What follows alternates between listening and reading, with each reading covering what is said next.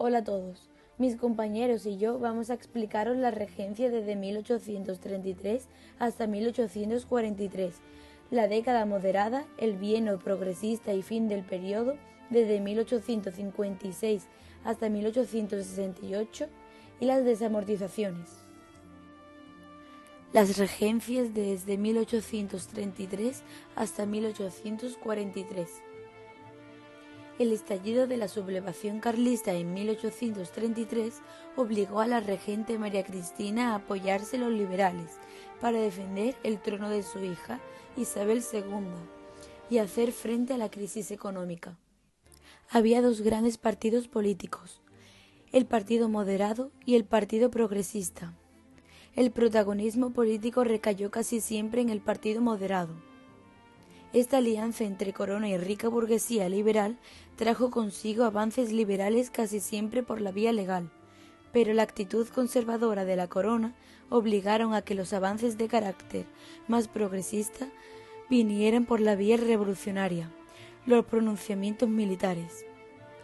Durante la regencia de María Cristina, desde 1833 hasta 1840, se llevaron a cabo las primeras reformas de tipo liberal, con el llamado Estatuto Real de 1834, redactado por Martínez de la Rosa, que concedía ciertas prerrogativas pseudoliberales, unas cortes bicamerales sin capacidad legislativa, sufragio censitario y elección de diputados a cortes de forma conjunta con la corona. También reconocía algunos derechos y libertades, pero solo pretendía retomar el camino emprendido por el despotismo ilustrado o el Estatuto de Bayona de José I de Bonaparte, y ello resultaba insuficiente para un país que había reconocido la Constitución de Cádiz. Los liberales progresistas no tardaron en utilizar al movimiento popular y la milicia nacional para demandar avances mayores. En 1836, los progresistas suben al poder tras el pronunciamiento militar de los sargentos de la granja de San Ildefonso, Segovia. De este modo, da lugar la primera etapa pseudomoderada del gobierno de la regente, que le siguió una segunda de carácter plenamente liberal, que volvió a poner en vigor la Constitución de 1812 hasta la redacción de la Constitución de 1837. Esta reconocía el principio de soberanía nacional y amplios derechos. Se restablecía la milicia nacional para la defensa de la Constitución y la elección popular de ayuntamientos y diputaciones. Sin embargo, la presión de los más conservadores hizo que fuese un texto muy moderado, que confería grandes poderes a la corona, y el sufragio continuaba siendo muy restringido, pues solo algo más del 4% de la población podía votar. Se llevaron a cabo reformas para implantar el liberalismo económico, como con la desamortización de Mendizábal de 1836. Pocos años después, los avances implantados por el gobierno progresista empezaron a limitarse. La corona consiguió aprobar una ley electoral más restrictiva, se limitó la ley de imprenta, se dejó a la corona la facultad de nombrar a los alcaldes de los ayuntamientos y comenzó la devolución al clero de parte de sus propiedades. Comienza a institucionalizarse el odio entre progresistas y moderados. En 1840, la marcha atrás en el proceso reformista llevó a los progresistas a un enfrentamiento directo con la regente, que se convirtió en un amplio movimiento insurreccional en todo el país. El relevo político vino de la mano del general progresista Baldomero Espartero, que forzará la dimisión y el exilio de María Cristina.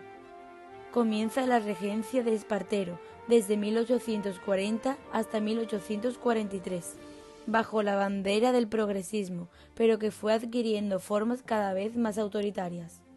El fuerte talante militar del general le llevó a la toma de decisiones muy duras, como el bombardeo de algunos barrios de Barcelona tras el levantamiento de burguesía y clases populares.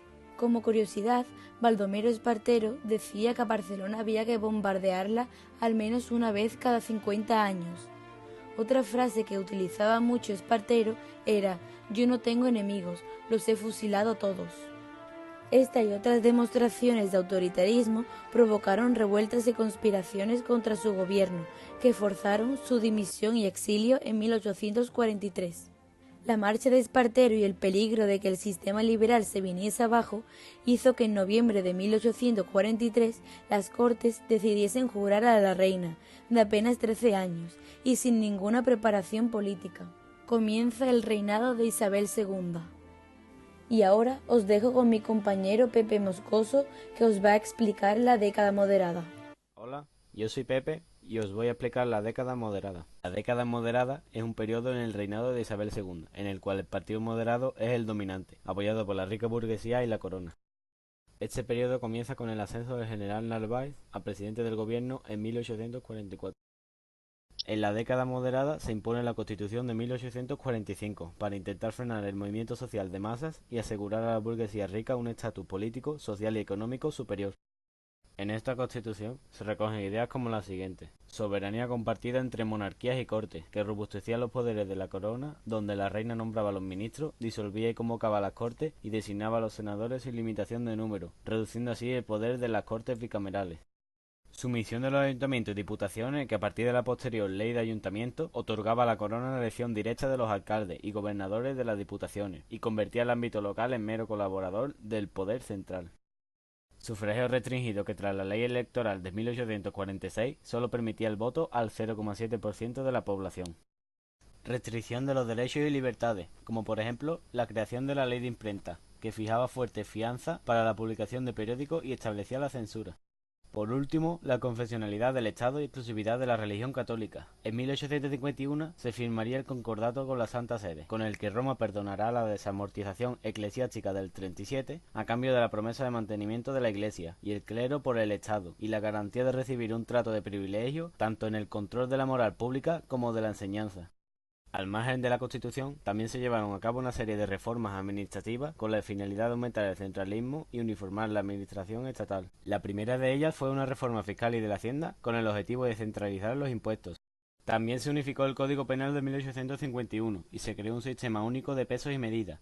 Y en 1850 Isabel II inauguró el Congreso de los Diputados. Y así, en esta línea reformista, se creó también la Guardia Civil en 1844, quien se encargaría del mantenimiento del orden en el ámbito rural. Respecto a la política, esta se desarrolló en torno a una oligarquía político-económica que siempre buscaba el favor real. Esto más tarde sería denunciado por el pueblo y la oposición.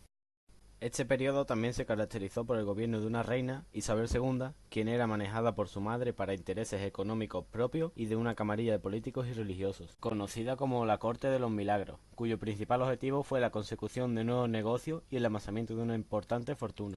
En este periodo también se vivirá una crisis ocasionada por el matrimonio de la reina con Francisco de Asís, quien es elegido por las Cortes y algunos estados europeos, y que marcaría la vida de ambos, marcando negativamente el carácter de Isabel II y su comportamiento político.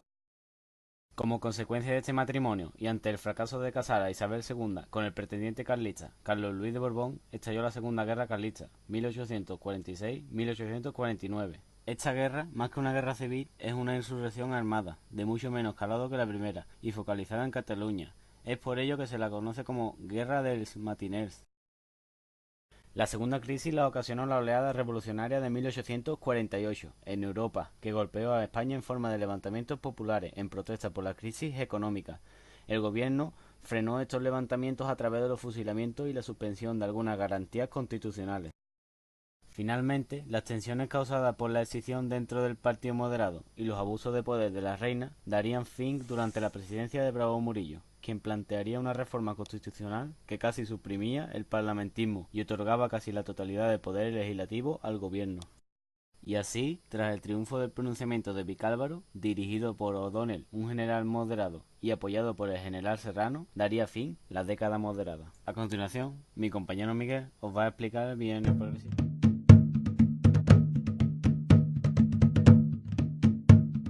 El reinado de Isabel II es el periodo de la historia contemporánea de España comprendido entre la muerte de Fernando VII en 1833 y el triunfo de la Revolución en 1868, que obligó a la reina a marchar al exilio.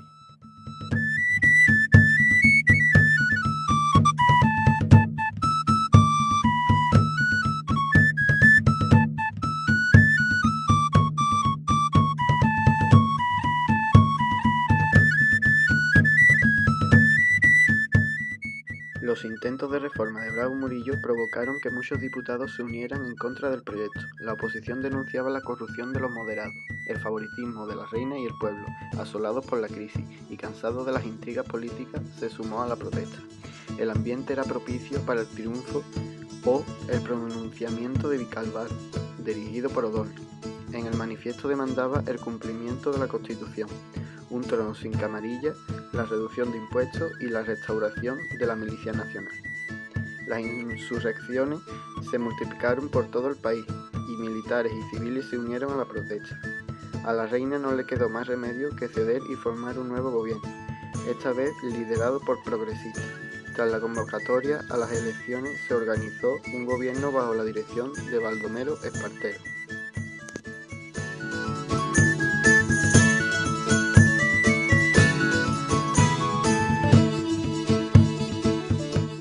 La principal pretensión del gobierno era sanear la hacienda y conseguir dinero para la modernización del país, sobre todo para el ferrocarril, para lo que se aprobó la Ley General de Ferrocarriles en 1855.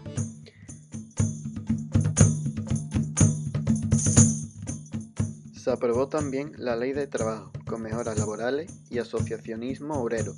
Se restauró la milicia nacional y se elaboró una nueva constitución en 1856, que se conocía como la non nata, porque nunca llegó a promulgarse.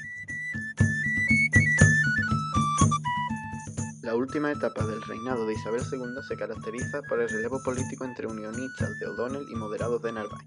En junio de 1856 se lleva a cabo la sublevación del cuartel de San Gil, un motín dirigido por los partidos progresista y demócrata, en el que por primera vez se declara que la solución a los problemas por los que atraviesa la nación pasa por derribar a los Borbones. En agosto de ese mismo año, todas las fuerzas de oposición se reunieron para firmar el Pacto Ostende, donde se ratifica la necesidad de derrocar a la monarquía borbónica, causante de todos los males. En 1868, la muerte de O'Donnell y Narváez provocaron una enorme inestabilidad que llevó a González Bravo a gobernar de forma autoritaria. Los líderes del Pacto Ostende, los generales Prim, Serrano y Topete, organizaron un pronunciamiento militar que terminó en auténtica revolución, la Gloriosa.